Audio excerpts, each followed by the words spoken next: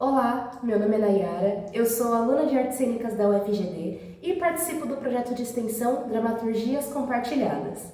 E hoje eu vou compartilhar o texto Vereda da Salvação, de Jorge Andrade. Bom, Vereda da Salvação foi uma obra publicada e estreada em 1964, que foi ali na época das vésperas do golpe militar, ou seja, retrata este período.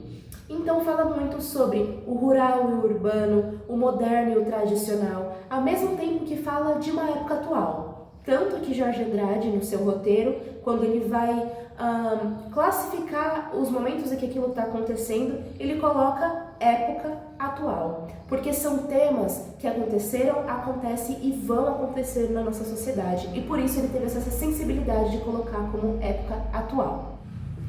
Ah, lembretezinho da Nayara. A obra é baseada num evento que realmente aconteceu em 1955, numa fazenda do interior de Minas Gerais, o que traz mais ainda um peso para a obra. Falando em Jorge Andrade, ele nasceu em 1922 em São Paulo e faleceu em 1984. E ele foi um dos principais dramaturgos do século XX aqui no Brasil, ficando conhecido por retratar temas como crises rurais, como transformações sociais do país, como estruturas patriarcais, como o impacto da industrialização e os conflitos religiosos e ideológicos que tivemos por aqui. Vereda da Salvação é uma obra clássica que traz um estilo realista e uma linguagem bem popular. E o seu gênero é o drama rural, tragédia. Ela traz totalmente uma carga social e religiosa. A obra conta ali com seus 14 ou 15 personagens, tendo alguns nomes principais como Joaquim, Manuel, Artuliana, Dolor e por aí vai. A obra tem 2 atos e não há uma divisão formal de cenas. A gente sabe que houve uma mudança por conta da narração, dos personagens, a mudança de foco, mudança de cenário e por aí vai.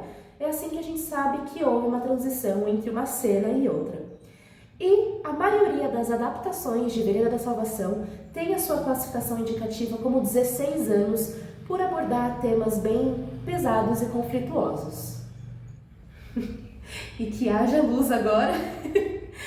Bom, falando sobre o que acontece na história por si só, a história ela fala muito da vida de camponeses pobres, de agregados, que estão vivendo numa situação totalmente precária, de sofrimento, de pobreza, e que eles estão vivendo sobre uma ignorância.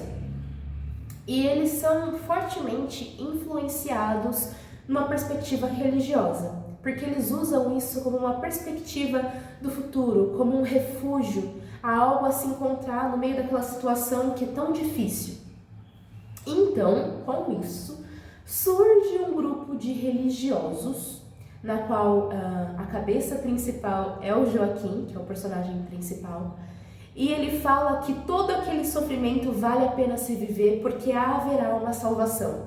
Ele fala que aquilo tudo vai deixar de acontecer se as pessoas acreditarem nele, se as pessoas acreditarem nos ideais dele. Ele vem como o Salvador.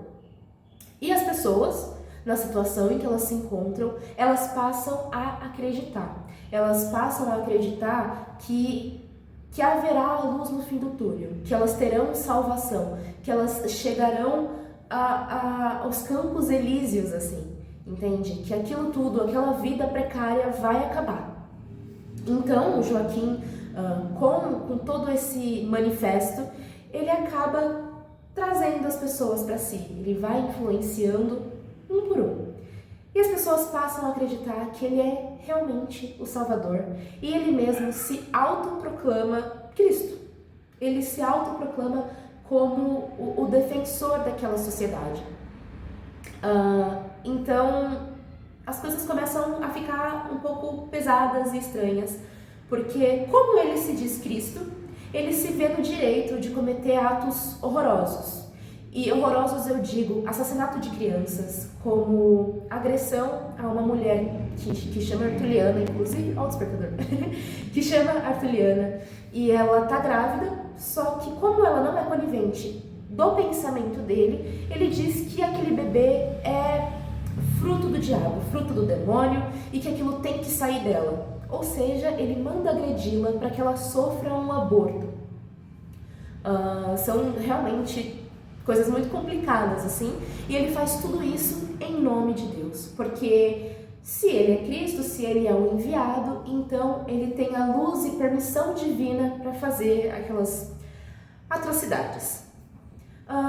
Dolor, que é a mãe de Joaquim, ela vê que seu filho está um pouco lelé na cabeça, só que ela é mãe dele, no fim ela se rende e ela também se autoproclama como Maria. Ela fala que ela é filha do enviado, ela é mãe do enviado, ela é mãe do Salvador.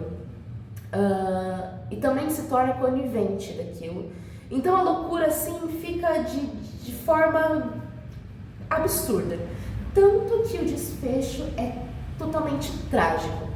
Aquela comunidade ela é invadida por policiais que receberam a notícia de que está acontecendo atos ilícitos ali naquela vilinha, e que está acontecendo crimes e que está acontecendo uma comoção, uma multidão, religiosos, enfim.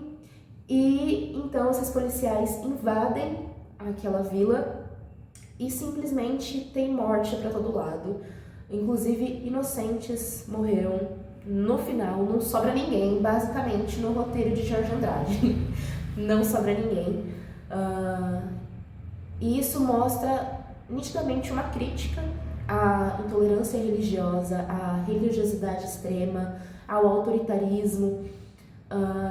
E é isso. Tem esse final extremamente complicado, mas que reflete muito, infelizmente, em coisas que acontecem conosco desde lá de trás, desde 1955, que foi algo, isso realmente aconteceu no interior de Minas Gerais, como relatado no início, e são coisas que infelizmente acontecem na nossa sociedade até hoje. Enfim, esse é Vereda da Salvação. Que clima ótimo que acabou, né? Clima tenso entre os brothers. Enfim, esse foi o resumão de Vereda da Salvação, que é uma obra bem densa para se falar em pouquinho tempo, mas que vale a pena a reflexão, que vale a pena ir atrás e entender, exatamente por ter muitas críticas e temas sociais. Sendo assim, muito obrigada por assistir a essa dramaturgia compartilhada do nosso projeto de extensão. Acompanhe as nossas redes e também os outros textos teatrais que estão no nosso blog, nas nossas redes sociais, enfim. É isso, até a próxima. Fui!